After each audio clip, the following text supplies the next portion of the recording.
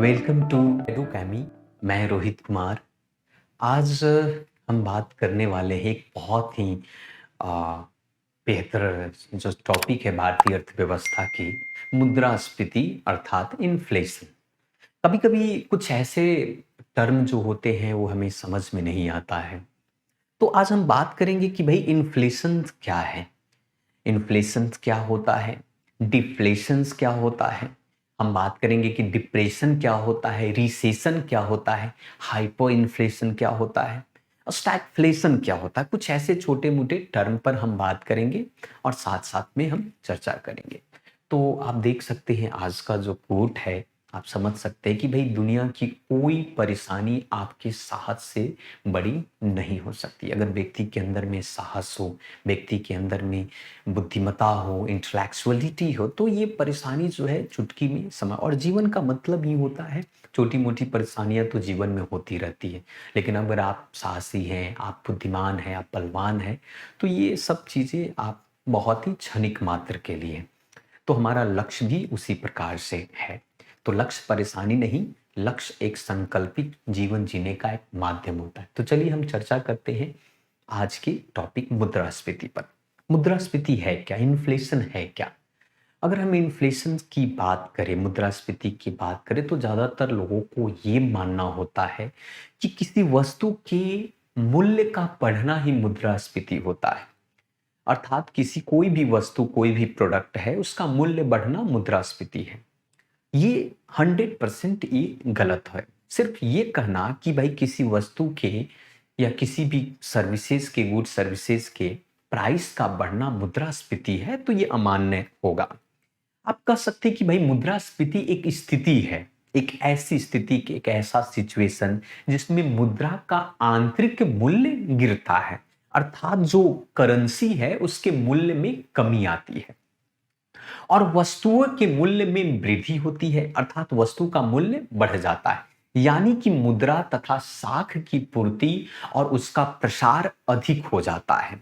इसे मुद्रा प्रसार या मुद्रा का फैलाव भी कह सकते हैं।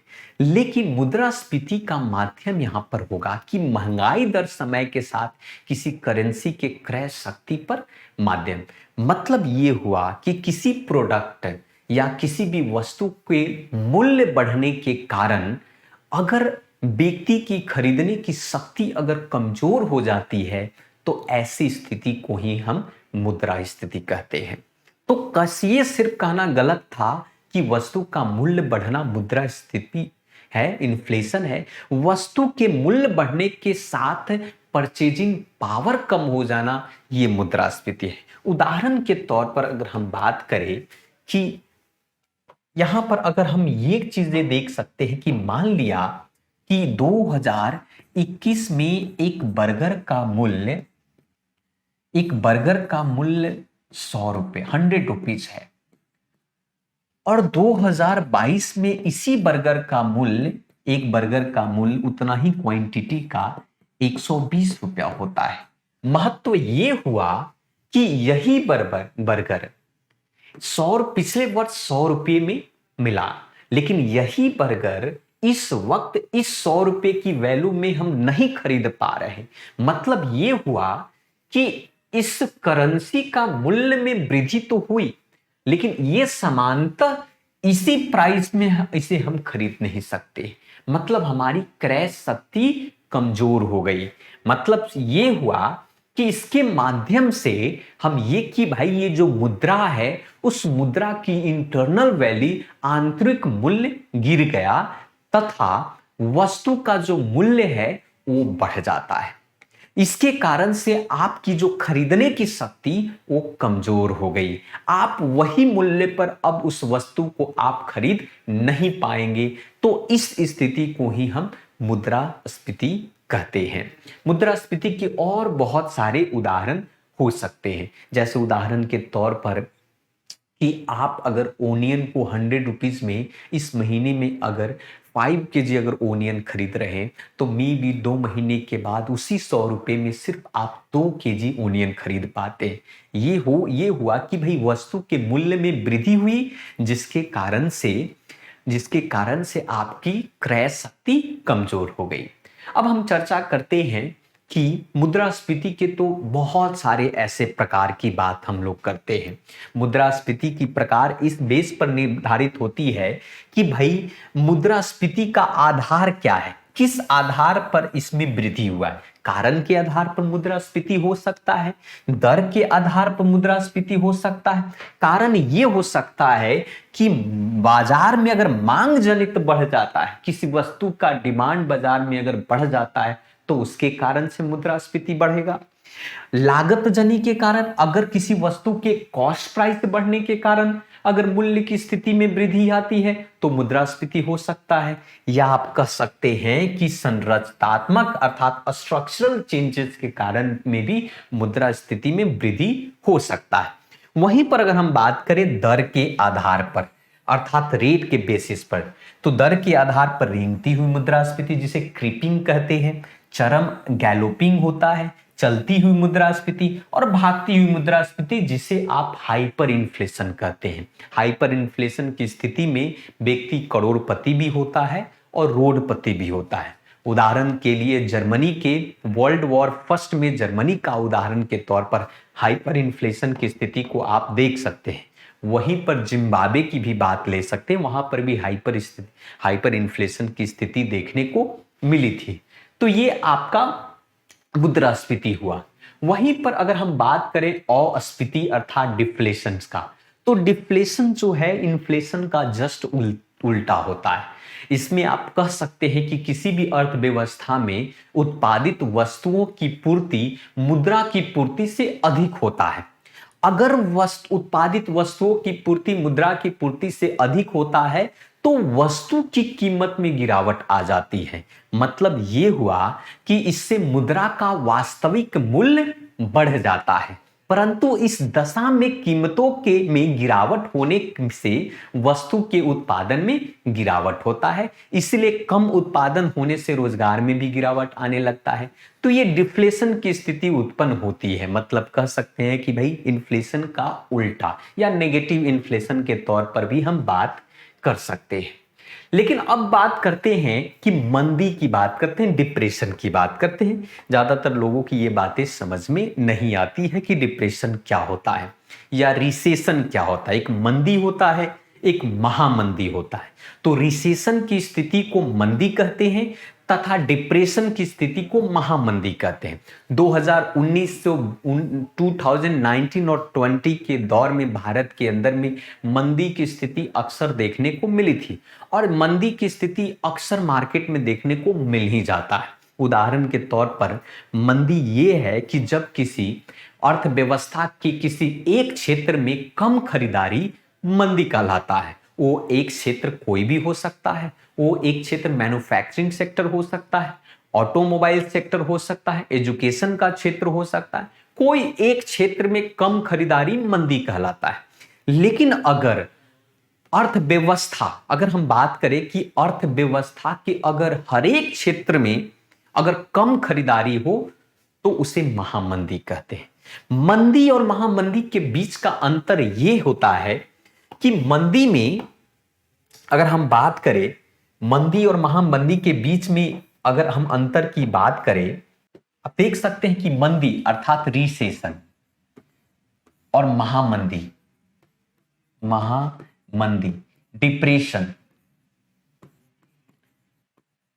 डिप्रेशन और ये बात करते हैं रिसेशन।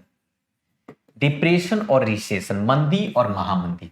तो मंदी में क्या कह सकते हैं यहां पर कि यहां पर लोगों के पास खरीदने की ताकत है, अर्थात उनके पास परचेजिंग पावर है। मंदी के केस में कि भाई आपका परचेजिंग पावर यहां पर है, लेकिन यहां पर लोगों के पास खरीदने के लिए पैसे नहीं होते, अर्थात परचेजिंग पावर इनके पास नहीं होता है। तो मंदी तो, और दूसरी बात है कि मंदी किसी एक क्षेत्र में होता है। मंदी किसी एक क्षेत्र में, अर्थव्यवस्था के किसी एक क्षेत्र में मंदी होता है, लेकिन यहां पर अर्थव्यवस्था के हर एक क्षेत्र में मंदी, हर एक क्षेत्र में कम खरीदारी की बात होती है। अर्थव्यवस्था के हर एक क्षेत्र की बात यहां पर करता है। तो सिंपल सी बात हुआ कि मंदी जो है अर्थव्यवस्था के किसी एक क्षेत्र में आता है और महामंदी जो है अर्थव्यवस्था के हर एक क्षेत्र में आता है।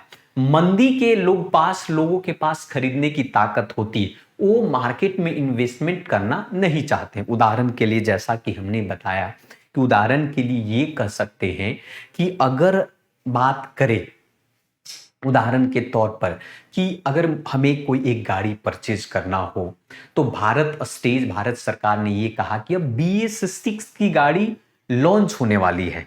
तो BS6 की गाड़ी लॉन्च होने वाली है, इसका मतलब ये हुआ कि आप BS4 की गाड़ी अब नहीं खरीद सकते। मतलब मार्केट में जो BS4 की जो गाड़ियां हैं उनका खरीदारी का डिमांड कम हो जाएगा। लेकिन लोगों के पास तो पैसे तो हैं खरीदने के लिए, लेकिन वो खरीदना नहीं चाहते हैं। इस स्थिति में वो क्षेत्र जो है मंदी के दौर से गुजरता है। लेकिन महामंदी की स्थिति में अर्थव्यवस्था का हर एक क्षेत्र जो है में खरीदारी नहीं होती है, क्योंकि मार्केट में लोगों के पास पैसा नहीं होता है।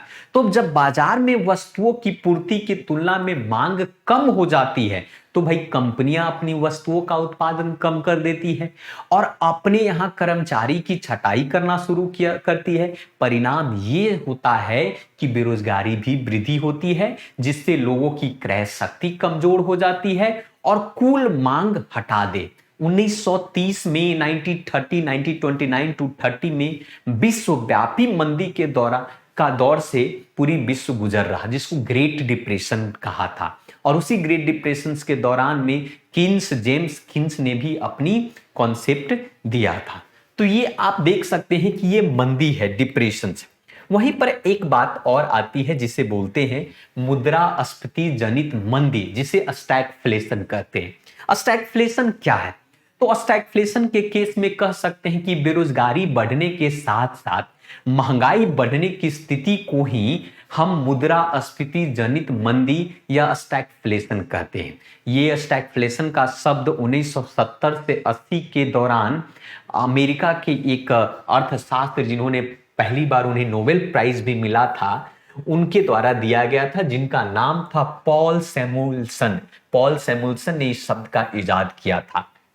2020 के दौरान भारत के पूर्व प्रधानमंत्री और अर्थशास्त्री डॉक्टर मनमोहन सिंह ने कहा कि अगर भारत में यही स्थिति रही तो आने वाले कल में भारत भी मुद्रास्फीति जनित मंदी के दौर से गुजर सकता है, क्योंकि अर्थव्यवस्था में इकोनॉमिक ग्रोथ डाउन हो जाना, इन्फ्लेशन का बढ़ जाना और अनएम्प्लॉयमेंट का भी तेजी से बढ़ना ही स्टैगफ्लेशन कहलाता है। मतलब ये कह सकते हैं कि स्टैगफ्लेशन जो होता है inflation plus unemployment plus depression, recession. जब रिसेशन, अनएम्प्लॉयमेंट और इन्फ्लेशन तीनों एक साथ अर्थव्यवस्था में आ जाए तो ऐसी स्थिति को ही हम मुद्रास्फीति जनित मंदी कहते हैं, है ना? मुद्रास्फीति जनित मंदी कहते हैं। तो ये आज का जो कुछ महत्वपूर्ण टर्म थे, इसके बारे में हम लोगों ने चर्चा की। चाहे वो इन्फ्लेशन हो, चाहे डिप्रेशन हो, चाहे रिसेशन हो, चाहे हाइपर इन्फ्लेशन हो या स्टैगफ्लेशन हो। आशा करते हैं कि आपको ये टर्म समझ में आया होगा। तो ऐसे ही बहुत सारे इंफॉर्मेटिव वीडियो और बहुत सारे ऐसे मोटिवेटेड वीडियो जो कि आपके एग्जाम के लिए बहुत महत्वपूर्ण हो सकते हैं, इसके लिए आप इस चैनल के साथ आप जुड़े रहें और साथ साथ में आने वाले दूसरे वीडियो के लिए नोटिफिकेशंस के जो बेल आइकन और नोटिफिकेशन को आप दबा दें, ताकि और भी बहुत सारी वीडियो आपको मिलता रहे। तो आज के लिए हम इतना ही। Thank you very much. धन्यवाद।